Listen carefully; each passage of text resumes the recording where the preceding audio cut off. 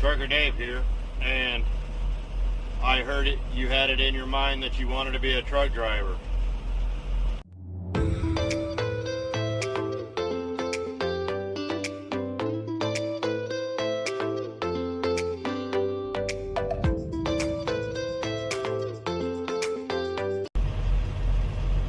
I've had a lot of people ask me, what does it take to become a truck driver? How do you do it? How do you get started?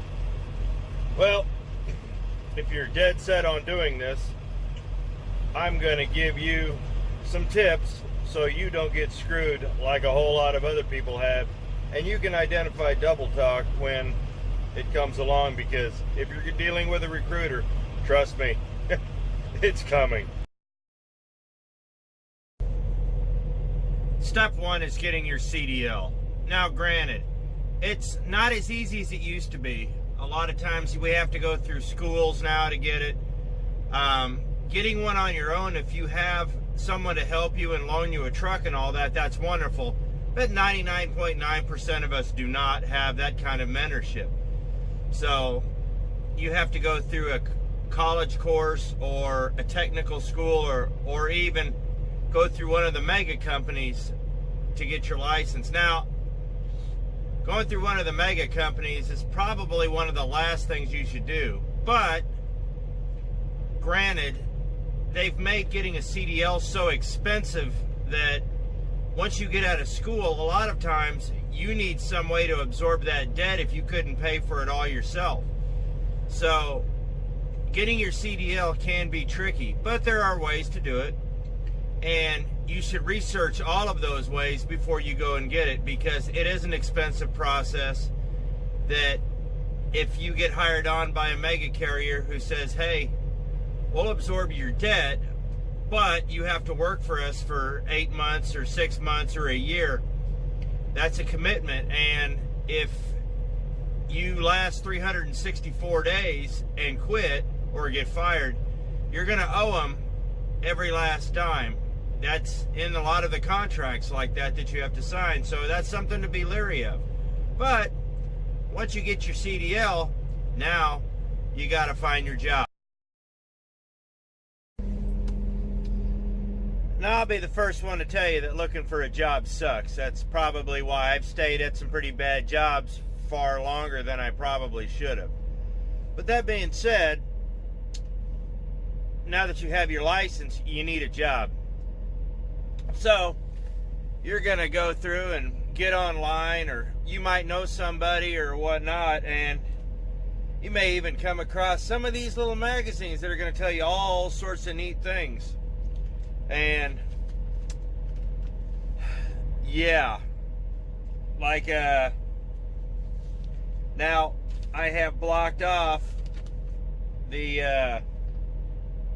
in here I have blocked off what companies these work for so I don't get sued. But to give you a general, you're going to see that when you read this is all very generalized, and it really doesn't tell you anything. Like, now hiring over-the-road professional truck drivers, parentheses, no local jobs. Which I know this company, and they have local jobs. Consistent, strong paychecks week after week, starting up to 43 cents per mile based on experience. Up to. Now, a lot of companies are starting beginning drivers right now at 43 cents a mile, so this is already a red flag. Starting up to based on experience, well, they could start you off at 30 cents a mile. So, nationwide freight rates, no shortage of miles. That doesn't mean you're going to get the miles. Health benefits, medical, dental, vision, and life. Not a bad thing. High paying over the road position. Earn 1 day off for every week out. That says a lot right there. That means that you're going to be out a lot. And you need to find out if 1 day out doesn't mean you get home Saturday, you're home Saturday night, and you got to leave Sunday. You need to make sure this is a 24-hour period from 12 o'clock to 12 o'clock uninterrupted. That's not a lot to ask for. New equipment with bumper-to-bumper coverage, manual and autos, 401k with company match. That's something you should look for. 401k is a good thing for a company driver, and if they're going to match it up to a good percentage, 99% no-touch freight, easy and enjoyable orientation, gets you on the road ASAP. Enjoy thorough health benefits, bonuses, new and expertly maintained equipment. So, now that we've gone through this, what has that said to you? If you really listened to what I've said, it's told you absolutely nothing. So, let's check out another one. This one here talks about teams, and it says minimum guarantee $1,600 per week per driver, 70 cents a mile base plus incentives. Team split. That means you're making 35 cents a mile, and that truck's going to have to move a minimum of almost 6,000 miles a week for you to hit that, and that's at 35 cents. Yeah. Dedicated team freight, 401k with company contribution, paid vacation, holidays, and birthdays, optional per diem program. A per diem is a slippery slope. You need to research that because it's either going to benefit you or it's really going to screw you at tax time, and most likely it will be the latter. Health insurance package, fuel bonus, safety bonus, and weekly pay. Everybody has weekly pay now. That's not a big deal. That's just something they put in a byline. Almost everybody has paid vacation. Almost everybody has a 401k. They haven't said anything here that everybody else has. So the red flag here is that it's team freight, and you split 70 cents a mile, which means you got to run almost 6,000 miles a week to make this 1,600. And because there will be a minimum miles you need to run. It'll be in the fine print. I haven't seen one yet that doesn't say that. And working for 35 cents a mile, as I showed you on the last one, a lot of companies are starting at well over 40 to 45 cents a mile, even for a beginner, so that's something else to watch. This right here has a pay guarantee. This company, $725 local, $850 regional a week. Sounds pretty good, but that's gross. Once you take taxes out of it, it's going to be right at around $5.50 a week.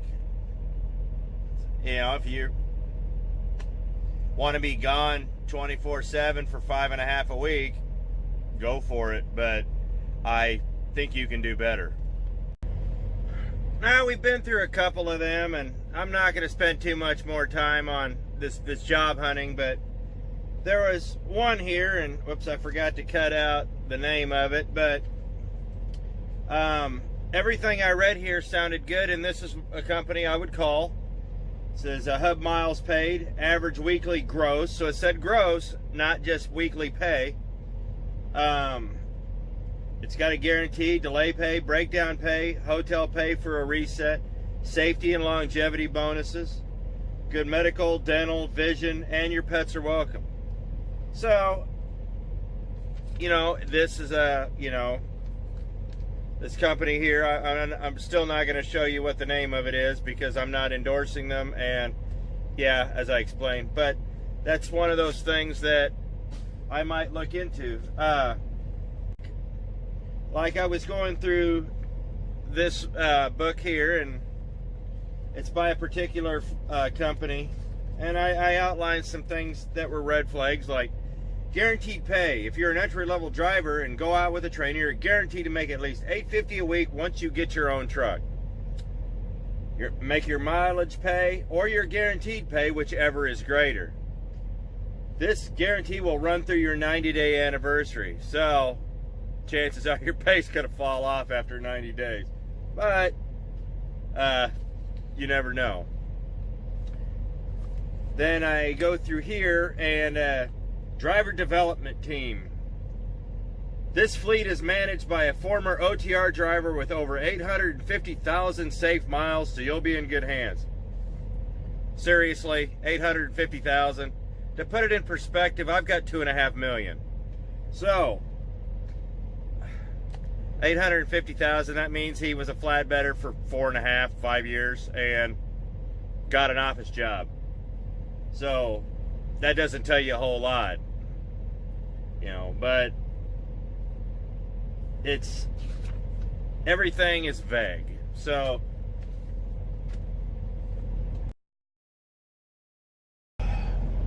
the next thing we got to talk about is recruiters. Recruiters are a necessary evil. They are. If they weren't recruiting for trucking companies, they'd be trying to screw somebody into buying a 25-year-old Buick at retail. That's just who they are. They're salesmen. They're here to sell you a job. Some of them are pretty good. A lot of them are good. I've met a lot that weren't. I had one at one of my previous jobs that was... He was awful. I would get a trainee, because I did train for 18 months at the last company, and before I became an owner-operator. And he would tell just these fabricated, wonderful stories to get guys in the door. And they would tell me these things, and I'd sit there trying to get them off the fence. Spent 2 weeks trying to talk them out of quitting. So when you deal with the recruiter, you'll have a pretty good sense who you're dealing with. If he sounds like he's trying to sell you a 20-year-old Buick at retail, you probably don't want anything to do with him. But if he sounds sincere and everything checks out, do your research, and he seems fairly straight, it may not be a bad thing. Your first year trucking, it's going to be the hardest year. It is for everybody. You're learning the ropes. You don't know what you're doing. You're getting broke in. You're a rookie. So it's that way for everyone. Trucking has come a long ways. When I got my driver's license, my first job, and I'm going to tell you, this is true. I met the guy in Hutchinson, Kansas at the former Big M truck stop. They tore it down to build the bypass. Met the guy, gave me the keys to the truck, showed me what we were doing. My orientation lasted 2.5 hours, and he disappeared. I never saw him again. I quite literally never saw the guy again.